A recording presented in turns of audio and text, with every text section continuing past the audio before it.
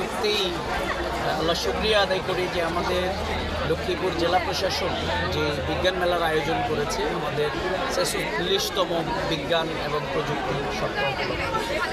এটি আমাদের নতুন প্রজন্মের যে উদ্ভাবনী আয়োজন এবং তাদের ক্রিয়েটিভ যে ইনোভেশনগুলো আমরা দেখেছি, এটি আমরা আশ্বস্ত হয়েছি যে গত বিপ্লবে আমাদের নতুন প্রজন্ম যেমনি গোটা জাতিকে আশান্বিত করেছে, আশ্বস্ত করেছে যে বাংলাদেশকে আর কেউ হারাতে পারবে না। আমি আবার আজকে এখানে এসে আমাদের স্কুল, কলেজ, মাদ্রাসা প্রত্যেকটি ছাত্রছাত্রীদের প্রেজেন্টেশন দেখে আমাদের মনে হয়েছে যে আসলে বাংলাদেশ আজকে নতুন প্রজন্ম এরা অনেক উচ্চতায় নিয়ে যেতে পারবে ইনশাআল্লাহ। এবং আমরা আমাদের নতুন প্রজন্ম নিয়ে যে আমাদের ভাবনা সেটি আজকে পরিবর্তন হয়ে গেছে এই দিক থেকে যে তারা শুধুমাত্র মোবাইলের জগতে, ইন্টারনেটের জগতে ডুবে থাকছে না, বরং এখান থেকে তারা জ্ঞান আহরণ করছে।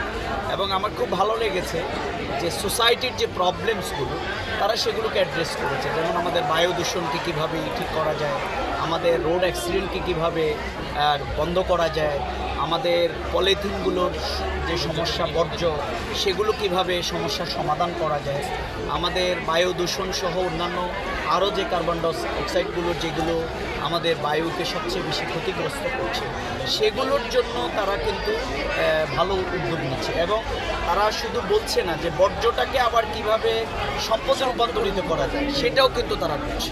আমাদের সেই লোনাযুক্ত পানিগুলোকে কিভাবে পিউরিফাইড করে আবার আমাদের ব্যবহার উপযোগী করা যায়, প্রত্যেকটি জায়গায় আমরা সেটা দেখেছি। এবং এবারের যেই ভারত পাকিস্তানের যে যুদ্ধ, সেই যুদ্ধে বিরাট একটি রাষ্ট্র আর কি ছোট্ট রাষ্ট্রের কাছে যেভাবে পরাজিত হয়েছে ড্রোনকে ভূপাতিত করার মাধ্যমে, আমাদের নতুন প্রজন্ম বাংলাদেশ আমরা আজকে বিজ্ঞান মেলায় সেটি দেখেছি। সুতরাং আমরা বিশ্বাস করি বাংলাদেশ রাষ্ট্র হিসেবে যতই ছোট আর বড় এটা গুরুত্বপূর্ণ না, এই প্রজন্ম আগামী দিনে বাংলাদেশের স্বাধীনতা, সার্বভৌমত্বকে বিদেশি শক্তির, আধিপত্যবাদী শক্তির আক্রমণ থেকে রক্ষা করবার জন্য আমি মনে করি ভূমিকা রাখতে পারব।